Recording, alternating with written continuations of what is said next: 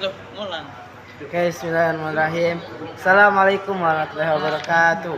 Alhamdulillahirrahmanirrahim. Wassalatu wassalamu ala asrafil anbiya'i wal mursalin wa ala alihi washabihi ajmain amma ba'du. Take video. Pertama-tama yang terhormat kepada Adi Hanif dan Ida selaku pengasuh pondok berkem Al-Qur'an La Raiba Hanifida. Yang kedua yang terhormat kepada guru-guru MTS MA Al-Qur'an La Raiba Hanifida. Dan yang ketiga yang terhormat kepada kedua orang tua saya dan tidak lupa pula kepada teman-teman saya yang saya banggakan.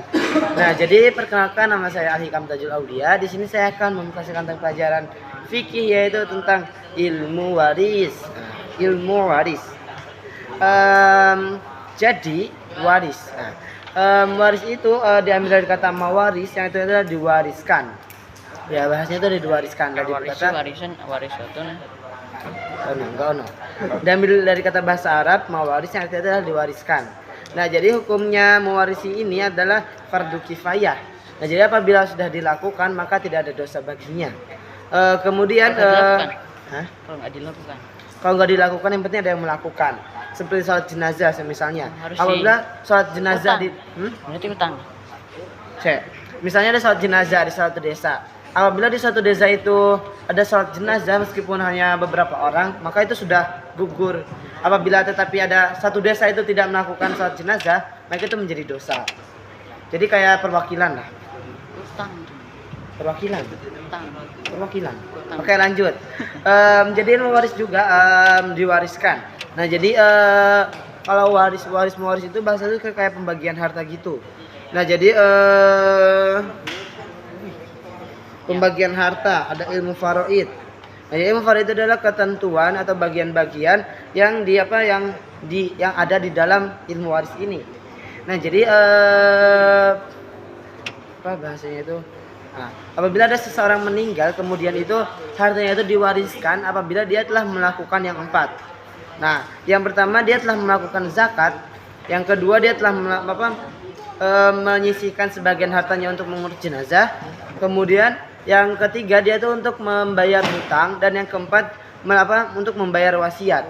Nah, jadi apabila dia sudah tidak menanggung 4 itu, maka sisanya berarti diwariskan kepada keturunannya. Nah, kemudian orang yang yang mendapat waris, yang pertama itu 1 nasab. Nah, kemudian nikahnya itu sah. Kemudian memerdekakan budak, dan yang keempat itu seagama. Nah, kemudian ada yang namanya mawaniul irs atau maunal al irs. Nah, kemudian ada juga seorang pembunuh, budak, murtad dan tidak beda agama itu tidak diperbolehkan untuk menerima waris. Ada pula yang namanya zawil furud yang diambil dari Quran. Contohnya seperti dalam surat An-Nisa ayat apa? Lupa. Pokoknya dalam surat An-Nisa. Nah, kemudian ada pula yang namanya as-sabah, yang artinya itu orang yang mendapatkan warisan, dan ada pula yang namanya manjub, orang yang terlarang untuk mendapatkan warisan. Nah, kemudian di sini ada wasiat. Nah, jadi wasiat itu adalah pesan baik. Ada juga yang artinya julukan-julukan lainnya seperti syabah dan hijab, musyarakoh dan akadariyah, dan ada juga 6 hawarain sama dengan 2 masalah. Kemudian rukun wasiat. Nah, jadi rukun wasiat ini di sini ada beberapa. Yang pertama ada orang yang mewasiatkan.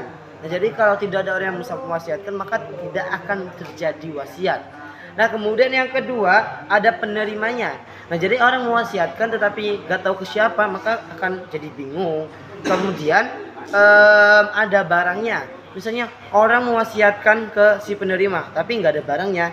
Misalnya orang itu mewasiatkan mobil tapi nggak ada barangnya, nggak ada mobilnya. Nah, itu apa yang mau diwasiatin?